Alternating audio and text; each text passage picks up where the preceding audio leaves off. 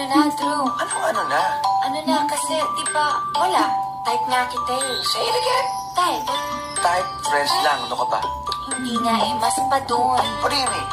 Explain ko lang ha. Ganito yun eh. Minsan, sabi niya sa akin, sandali na lang. Akala ko naman ay sigurado na ako. Handa kong tanggapin ang kanyang oo.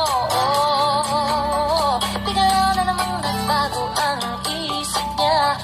Di ko akalain na ganun pala siya. Inaasa niya